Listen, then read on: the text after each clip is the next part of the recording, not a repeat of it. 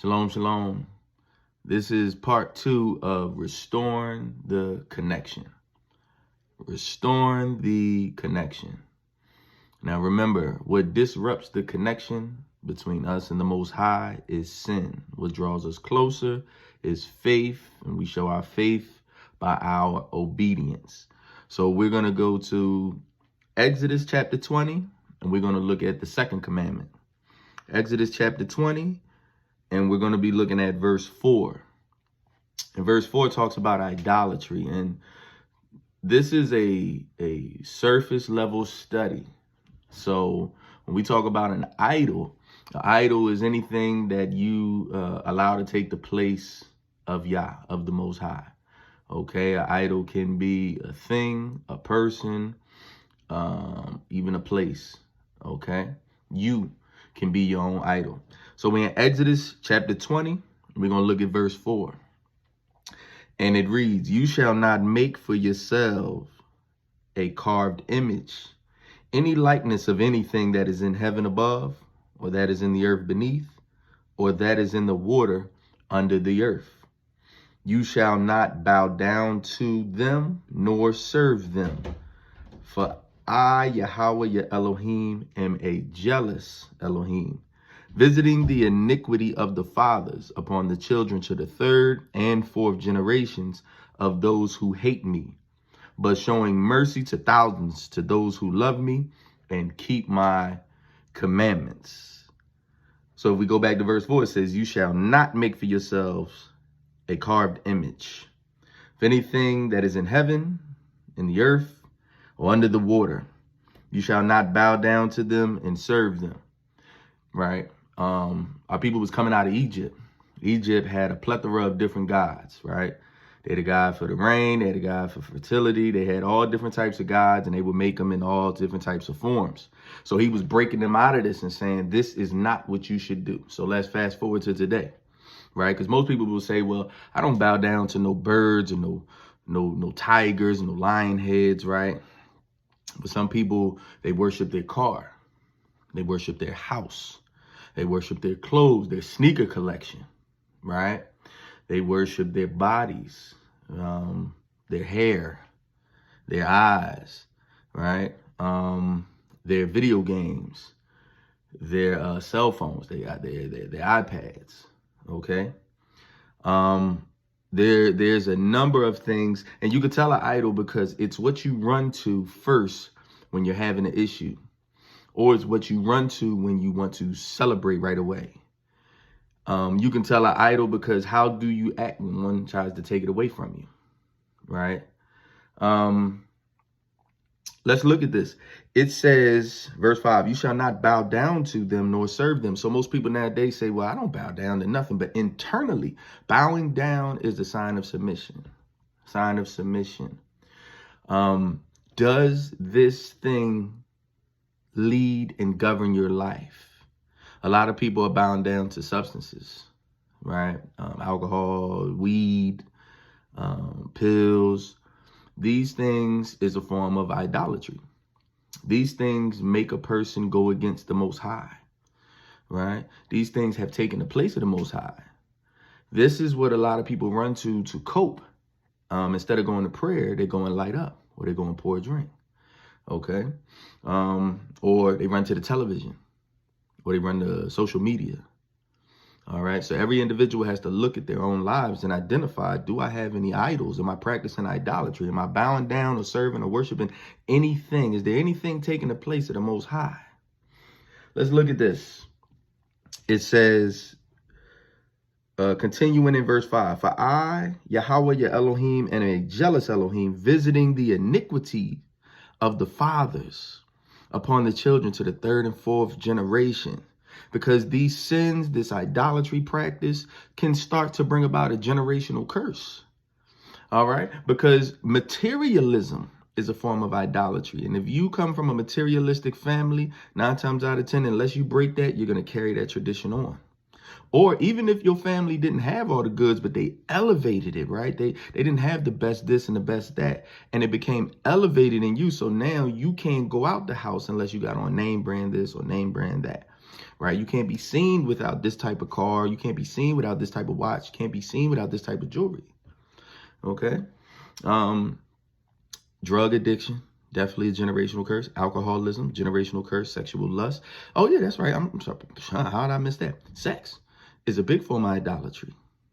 All right. Pornography, lust is a big form of idolatry. It's what person runs to first and foremost for comfort, right?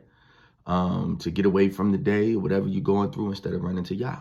Okay. And if you try to take that, like if you tell a person, hey man, in order to serve Yah, you're going to have to be celibate unless you're married. A lot of people walk away. That's how you know that's an idol. All right. And these are generational curses. Okay, these are generational curses, and these things have to be broken. Otherwise, they travel from generation to generation. But look what it says. But showing mercy to thousands to those who love me and keep my commandments. That's the curse breaker. It's keeping his commandments. Right? The walking in faith. That breaks that. Because if you had a lust problem and you stop that 9 times out of 10, your children have a better chance of not picking that up. Even if they start to pick that up, right? You've already learned how to overcome. All praises. So let's look at this. Deuteronomy chapter 4. Deuteronomy chapter 4. Let's continue looking at this idolatry thing. Deuteronomy chapter 4. Just a couple chapters over. Deuteronomy chapter 4, we're going to look at verse 15 to 19. 15 to 19. This was Moses talking to the people. And he said, take careful heed to yourselves. For you saw no form when Yahweh spoke to you at Horeb. Horeb is a mountain. Out of the midst of the fire, lest you act corruptly and make for yourself the carved image in the form of any figure, the likeness of a male or female, the likeness of any animal that is on the earth, or the likeness of any winged bird that flies in the air, the likeness of anything that creeps on the ground, or the likeness of any fish that is in the water beneath the earth. And take heed, lest you lift your eyes to heaven, and when you see the sun, the moon, and the stars, all the host of heaven, you feel driven to worship them and serve them, which Yahweh your Elohim has given to all the peoples under the whole heaven as a heritage. But Yahweh has taken you and brought you out of the iron furnace, out of Egypt, to be his people, an inheritance as you are this day. So the Most High was, through Moses, was telling the people, you didn't see no form. Right? You didn't see no form when I spoke, right? You saw fire. You saw fire. So don't go making yourselves the image of a male, like that that image that they call Jesus. If you do your research, simple Google search, Caesar Borgia, homosexual, is this image that they put up to represent our Hamashiach, our Messiah. But it's not just him. I mean, you have famous people that they've claimed to be deities, that they build images of and statues of. And now we have living idols, right? These celebrities, okay, that people, they study. They're so infatuated with them, okay? And that's another form of idolatry. Okay, so the Most High was saying, listen, don't go making these images and bowing down to them, and don't get to looking at the sun, moon, and stars. That's my creation, right? Don't be worshiping the constellations. Don't be caught up in this zodiac and things like that. Palm reading and psychics and all that stuff, right? So he was showing the people, don't get to making yourself something that you need to worship. Don't always look for something tangible, right? Because you'll get caught up in just wanting a figure in front of you that you've missed the Most High, and you started worshiping the creation instead of the creator. And that's what goes on nowadays, right? People will hang on another man's word over reading the Most High's words, right? People trust in the government. They trust in the medical practices. They trust in their friends. They trust in the celebrity. They trust in the politician. They even trust in the pastors or the mores over the Most High's word, right? That's crazy. Go with me right now to Deuteronomy, same book, chapter 27, verse 15. Deuteronomy 27, same book, verse 15. And it reads, cursed is the one who makes a carved or molded image, an abomination to the Most High, the work of the hands of the craftsman, and sets it up in secret. Let me give you that again. Cursed is the one who makes the carved or molded image, an abomination to the Most High, the work of the hands of the craftsman, and set it up in secret, right? So what is he saying? This person purposefully made something to worship in secret. This was this person's God, in a sense, right?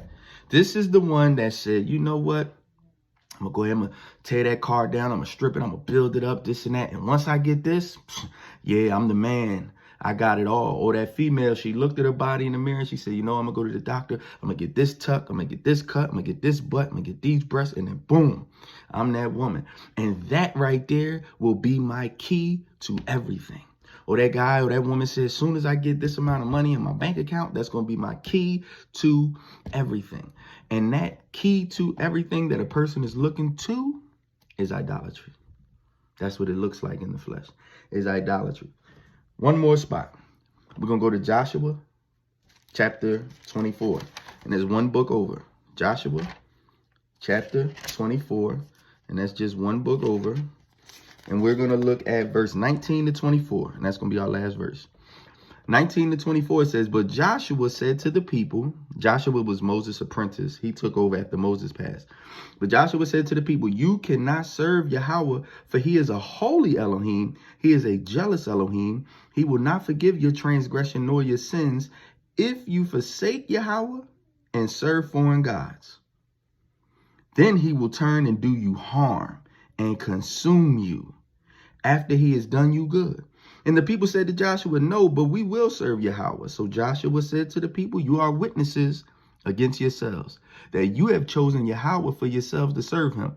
And they said, we are witnesses. Now, therefore, he said, put away the foreign gods, which are among you, and incline your heart to the Most High, the Elohim of Israel. And the people said to Joshua, Yahweh, our Elohim, we will serve, and his voice we will obey.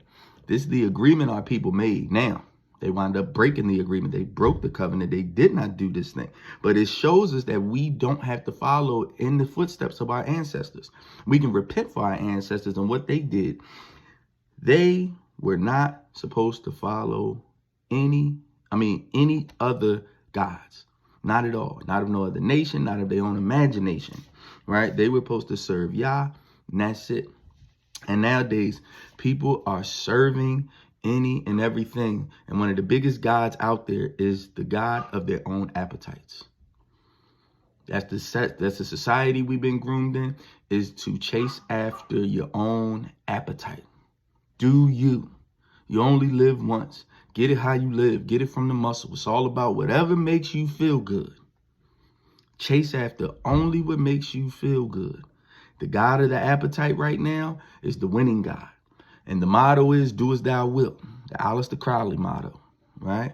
So right now, what we want to do before we go on to the next commandment is take time out in your prayer time. Take time out in your private time and ask the Father, ask the Most High, do I have any idols? Please identify them and help me get them out of my life so I may serve you better and have a stronger connection. And with that, I will say shalom.